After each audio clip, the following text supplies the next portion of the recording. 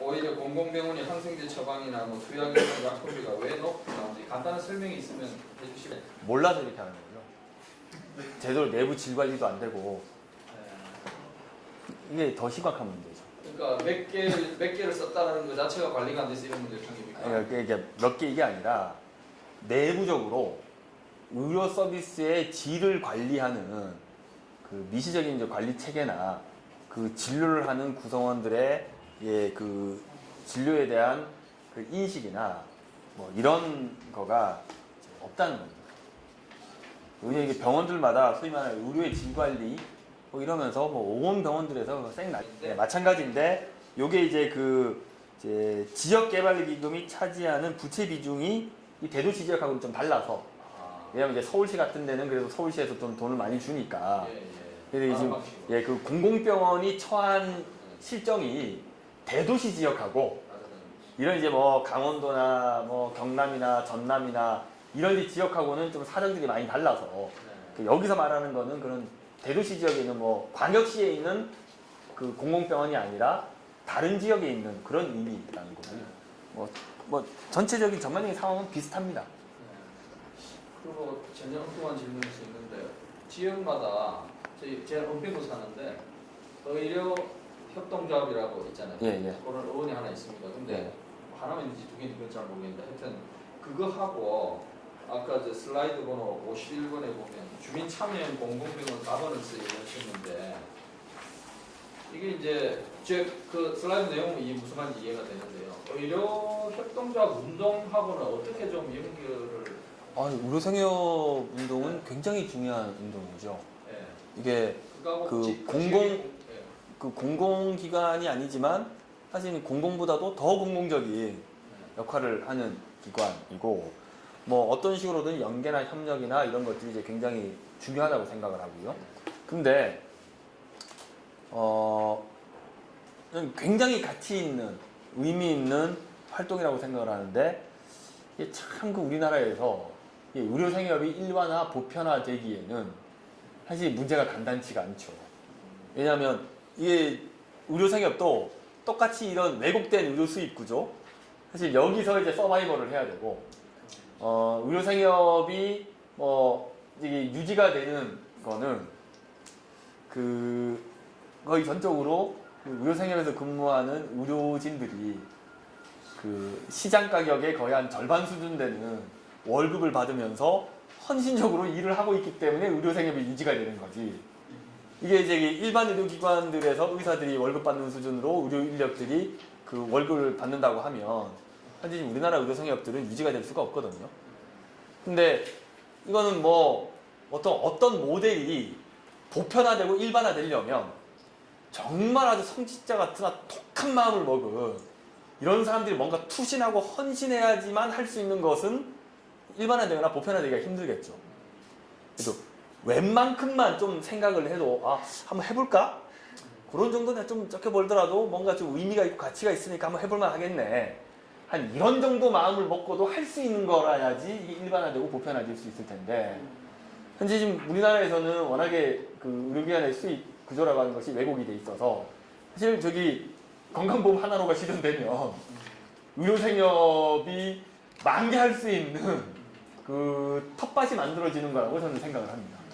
실제 이제 의료생협 운동하셨던 분들이 또 건강보험 하나 운동에 굉장히 적극적으로 참여했던 것들도 사실 이제 그런 측면에 주목을 해서 참여했던 거고 지금 다 비급여의 전면급여화가 되고 의료 건강보험 수가의 체계의 전면적인 개편이 이루어지면 그 의료생협은 현재처럼 똑같은 진료 형태를 유지하더라도 지금보다 경영효과는 훨씬 좋아지거든요.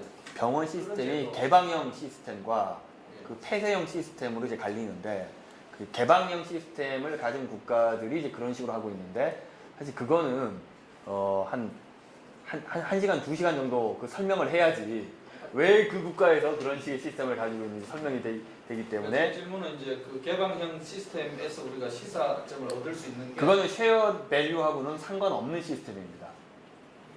상관없지만 아까 저 말씀하셨듯이 네트워크를 해가지고 홋카이도 같은 경우 4, 5년 만에 다시 돌아온다 그랬잖아요. 그러면 예를 들어서 수술 필요한 의사나 등등 예를 들어서 좀 더 고가의 장비가 내가 지금 진단하는 과정에 필요하면은 그냥 당신 환자 보고 가서 해오라 이게 아니라 빨리 그때그때 연결이 잘 돼 있으면은 그거를 쉐어할 수 있잖아요. 네. 저렴한 가격으로. 예. 말하자면 이제 그런 제도적인 네트워크 차원에서 제도적인 어떤 그런 연구가 네. 있는 건지. 뭐 그런 것도 한번 생각해 볼 수 있을 것 같고, 이건 이미 뭐 정부에서도 개방형 병원 시범 사업들을 이미 했었거든요. 근데 이게 지금 거의 지금 안 돌아갔고요.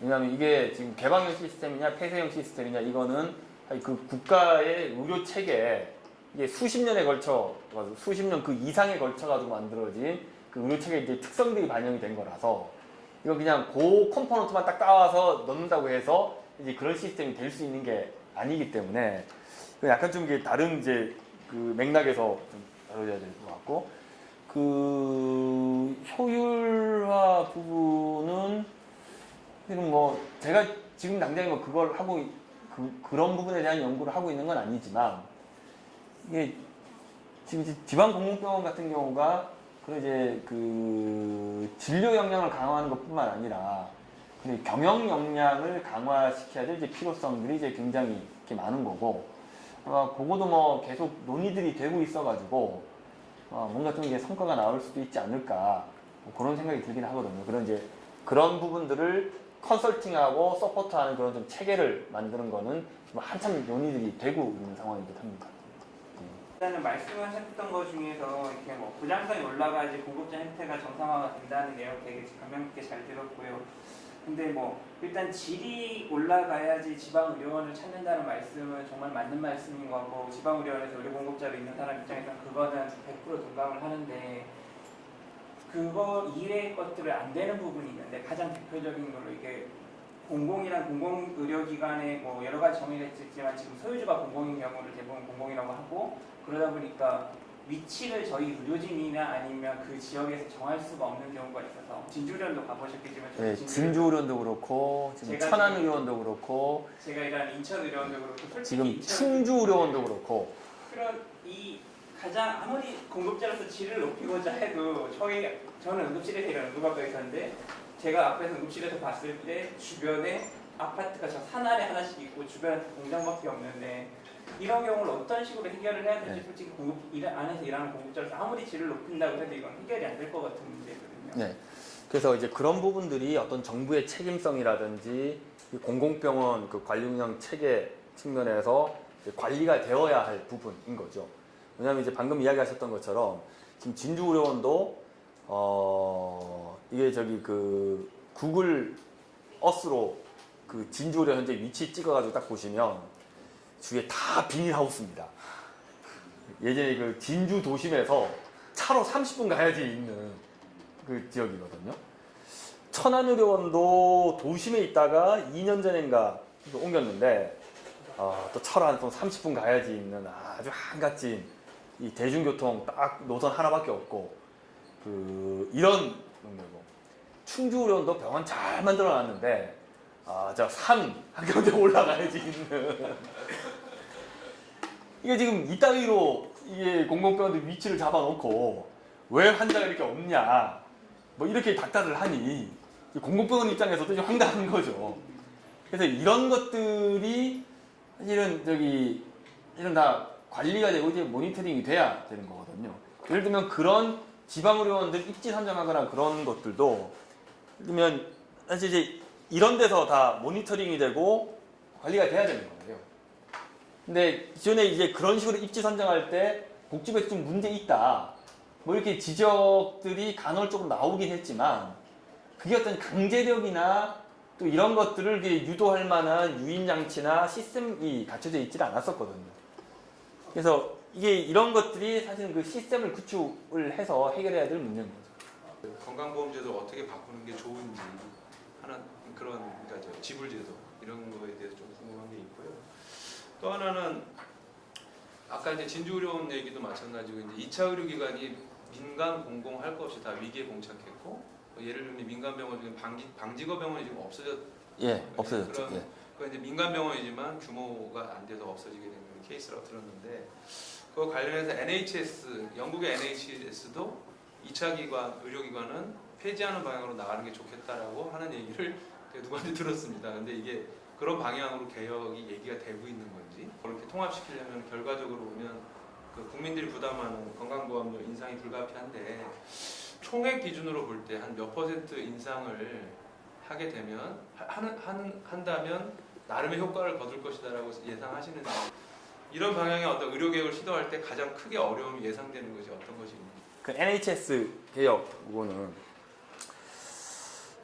사실 이게 공급 체계 문제를 이야기를 하면 너무 이게 복잡해질까봐 사실 이제 피해 나가는 건데 그 우리나라 의료 공급 체계에 있어서 가장 핵심적인 문제는 그 중소병원 중심의 병상 공급 체계가 우리나라 그 의료 공급 체계가 가지는 가장 좀 고질적인 문제이거든요. 이거 무슨 이야기냐면 우리나라의 전체 병상 입원 병상에서 80%가 평균 120병상 내외의 중소형 병원에서 공급되는 게 전체 병상의 80%입니다. 예, 그리고 이 병원들에서 늘어나는 병상이 그 2000년대 들어가지고 늘어난 병상의 80%가 요 평균 120병상 내외의 병원에서 다 늘어난 병상들이에요. 우리가 왜 병상이 뭐 가파르게 증가하고 있다 이러면서 덩치 큰 병원들이 막 2000병상, 2500병상 이렇게 늘리는 거. 그래서 이런 병원들이 병상 증가를 막 주도하는 것처럼 이게 느껴지는데 그 선에 빤히 보이는 병원들이잖아요. 이게 눈에 보이는 거는 그 병원들이 보이지만 실제로 우리나라 전체 병상에서 80%를 차지하고 2000년대 들어가지고도 계속 가파르게 병상 증가를 주도하고 있는 의료기관은 평균 120병상, 130병상 내외의 병원들이라는 거거든요. 자, 그런데 이게 병원이 병원다운 역할을 하려면 병상 규모가 한 어느 정도 돼야 될까요? 한 300~400병상 정도 되면 규모가 아주 번듯한 병원 정도가 한 300~400병상이라고 생각하시면 됩니다. 병원이 전문병원이나 요양병원 같은 데 빼고 병원이 병원다운 역할을 하려면 최소한 300병상 이상이 돼야 됩니다.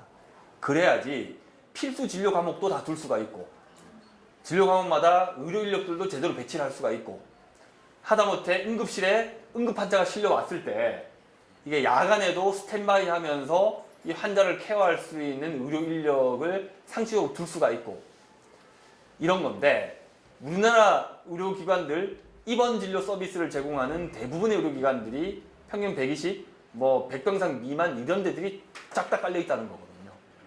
자, 지금 진주의료원 이야기가 나왔으니까 경상남도 지역을 한번 볼까요? 자, 경상남도 지역이 우리나라 광역지자체 중에서 사망률이 제일 높은 지역 중에 하나입니다. 강원도하고 경상남도가 매년 1, 2등을 다투고 있거든요. 한 해는 강원도가 제일 많이 죽었다가 한 해는 경상남도가 제일 많이 죽었다가 엎치락 뒤치락 하고 있는데 경상남도를 기초자치단체별로 다 구분해서 보면 모든 지역의 사망률이 다 높은 게 아니에요. 경상남도 동부 지역은 사망률이 낮습니다. 괜찮아요. 사망률이 유달리 높은 지역들은 경상남도에서 지리산 산짝 끼고 있는 이쪽 동네들 뭐 산청, 뭐 창녕, 뭐 합천 뭐 이런 동네들 이런 동네 사망률이 굉장히 높거든요.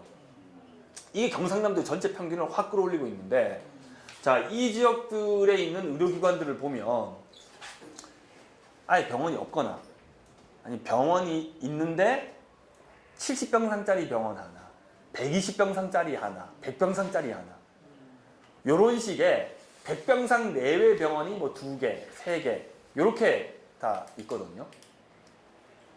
여기서 예를 들어서 갑자기 심장 발작이 생겨가지고 환자가 응급실로 실려왔다. 그럼 뭐 70병상, 80병상짜리 병원에 심장 발작 환자가 왔을 때 자, 해줄 수 있는 게 있나요? 빨리 쏴야죠. 해줄 수 있는 게 없습니다. 일단 전문의가 없을 텐데. 네, 일단 전문의도 없고 거기에 있는 의사들 보면 숫자가 뭐 외과 1명, 뭐 정형외과, 뭐 가정의학과 내과 1명, 뭐 그 정도예요. 뭐 야간에는 뭐 의사 없는 무의촌이 돼버리고 뭐 의사가 그 정도인데 이 사람들이 당직 계속 쓰려면 365일 에브리데이 당직을 서야 되는데 그걸 못하는 거잖아요.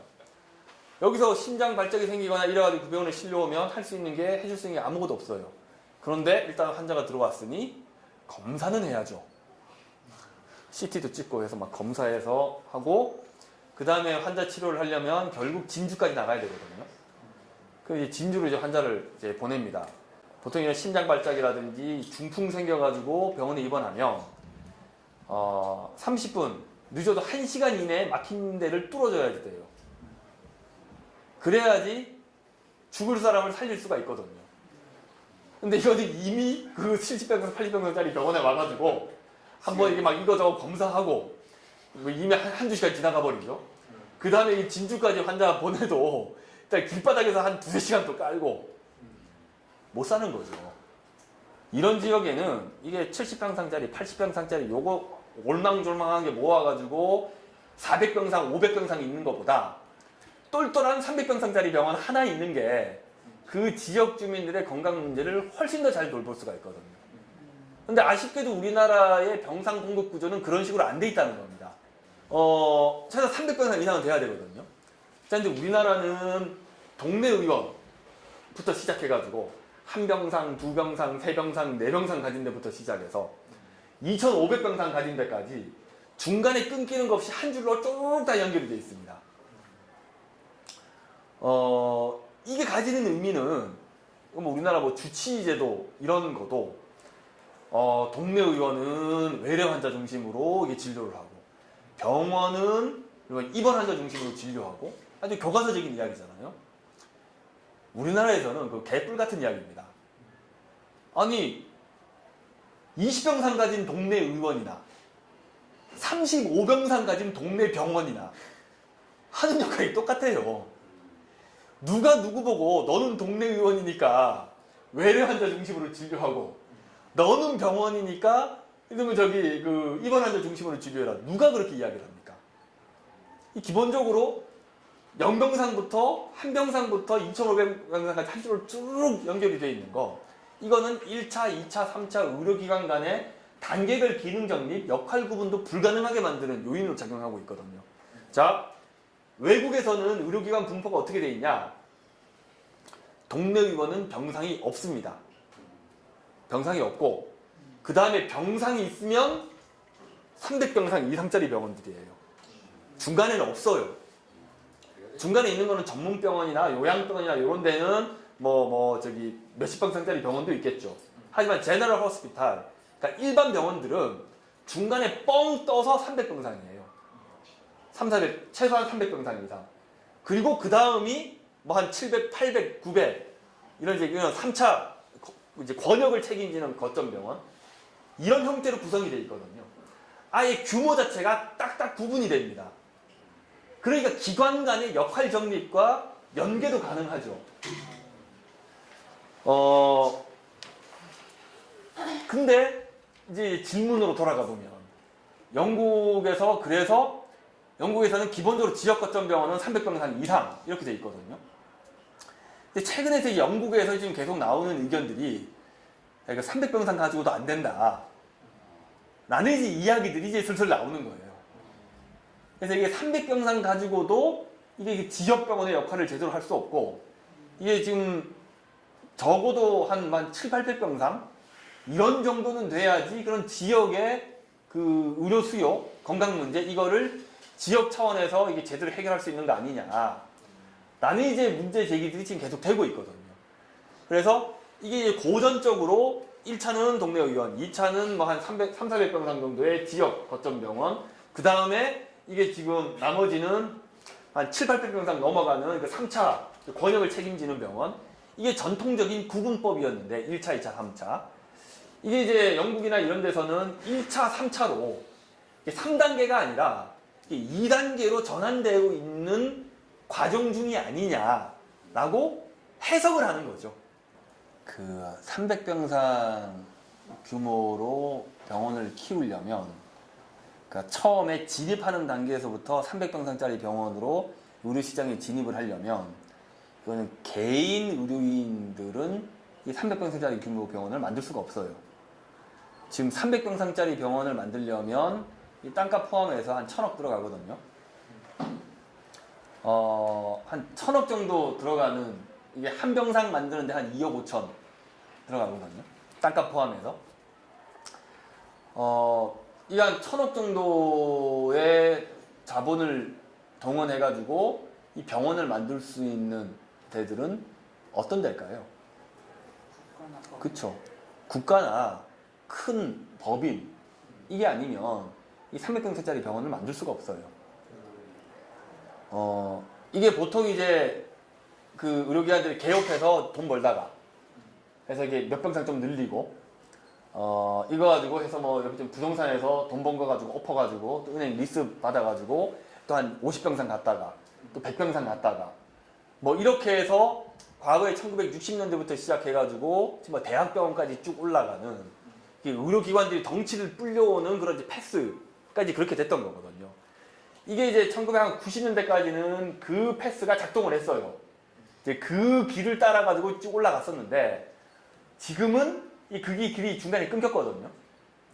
중간에 끊기면서 이 동네 의원은 끊임없이 이제 뭐 위로 올라오려고 하는 드라이브는 계속 작동하고, 그런데 이게 일정 규모 이상으로는 더 이상 올라갈 수가 없고, 왜냐하면 이게 그 뭐 몇백 병상 규모로 올라가려면 그때부터는 이 투입되는 자본의 규모 자체가 체급이 달라지기 때문에, 그러다 보니까 대부분의 의료기관들이 100 몇십 병상에서 지금 빠글빠글 다 거기서 몰려 있는, 뭐 그 공급 과잉 문제나 그런 것들은 이게 병원을 설립하는 것을 우선 신규로 설립하는 병원들이 이런 중소규모 병원으로 진입하지 못하도록 이런 이제 신설병원의 설립 기준을 300병상으로 올리는 것.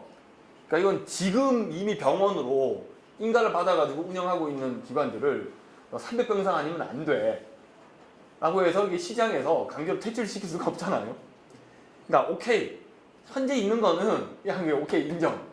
앞으로는 이 병원이라는 간판 붙이고 의료시장으로 진입하려면 300병상 이상으로 들어와야지 돼 라고 하면, 우선은 이제 무분별하게 그런 중소형 규모의 병원들이 난립하는 것, 이거는 1차적으로 차단을 할 수가 있는 거죠.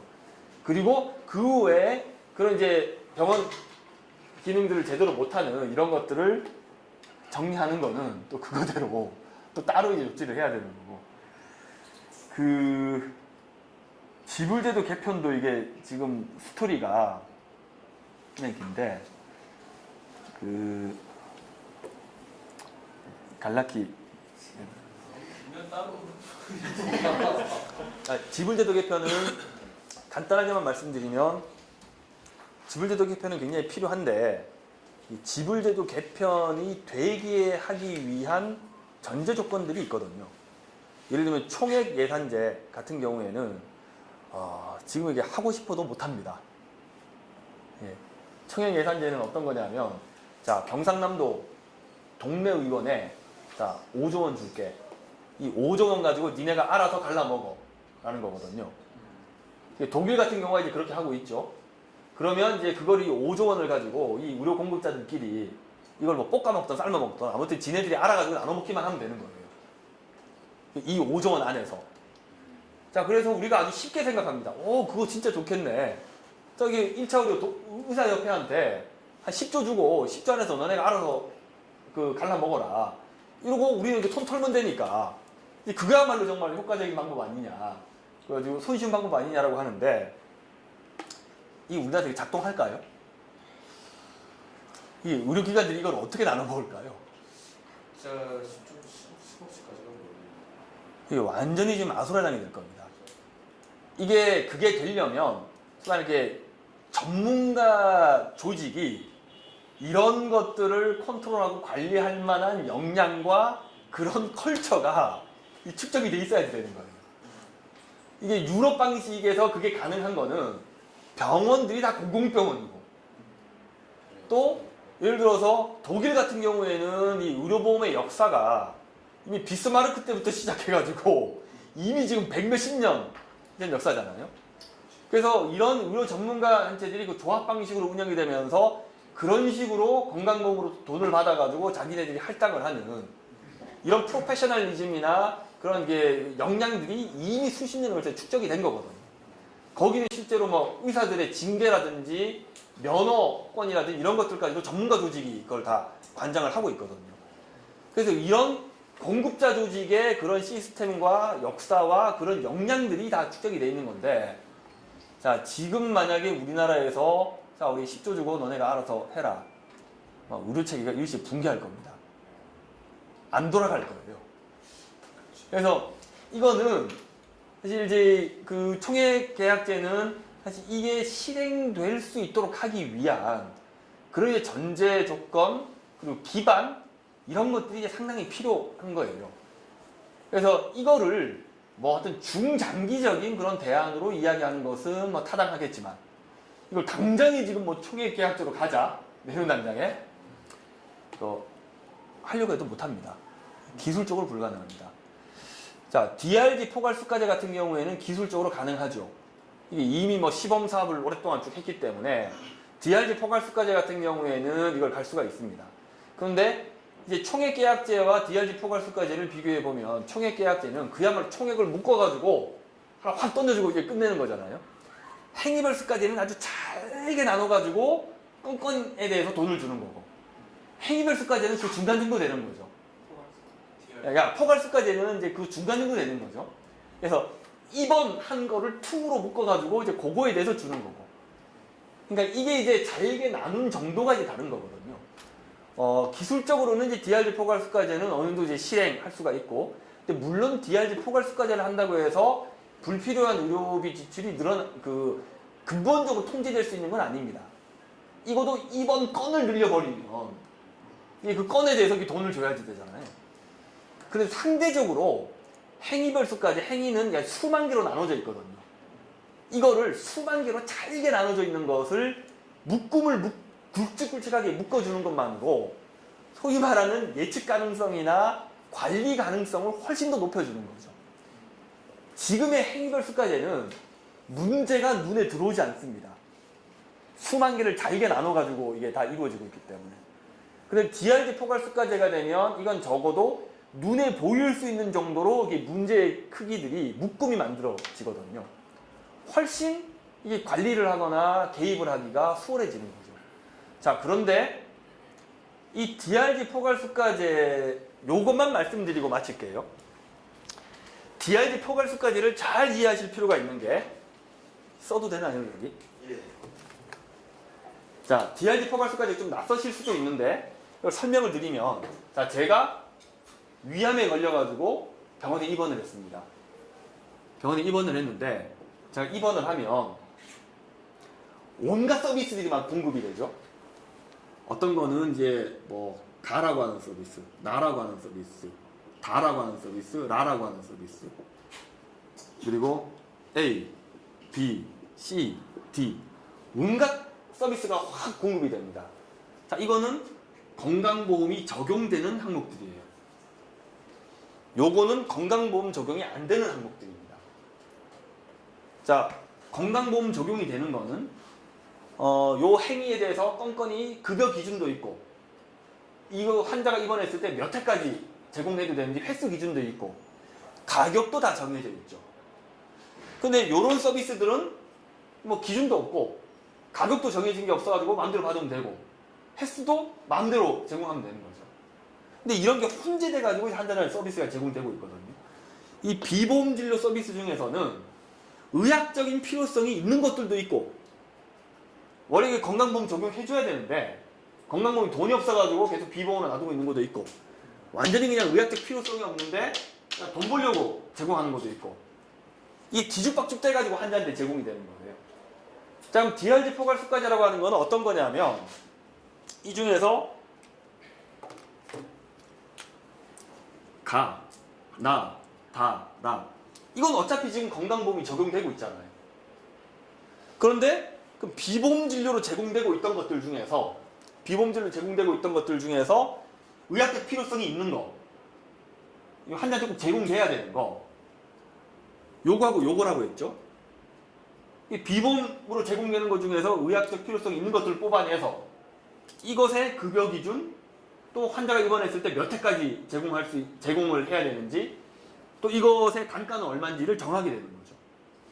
그러니까 DRG 포괄수가제를 개발하는 과정은 이렇게 해서 그 다음 스텝이 어떻게 되냐면 요거를 이렇게 쪼르륵 묶어서 요걸 쪼르륵 묶어서 이렇게 CD 빼고 묶어가지고 한 개의 숫가로 만든 게 바로 포괄수가입니다. 자, 이해가 되시나요? 예전에는 잘게 나눠가지고 다 돈을 줬었는데 건강보험이 적용되는 거, 또 건강보험이 적용되지 않는 것 중에서 의료적 필요성이 있는 거, 이걸 다 뭉쳐가지고 합쳐가지고 한 번 입원했을 때 이 서비스는 몇 회까지 제공돼야 되는지, 가격 얼마인지 그런 것들을 껌껌이 다 해서 쭈르륵 하나로 합쳐서 한 개의 숫가로 만든 게 바로 DRG 포괄 숫가거든요. 자, 그런데 잘 보십시오. 이건 이미 건강보험이 적용이 돼 있는 거잖아요.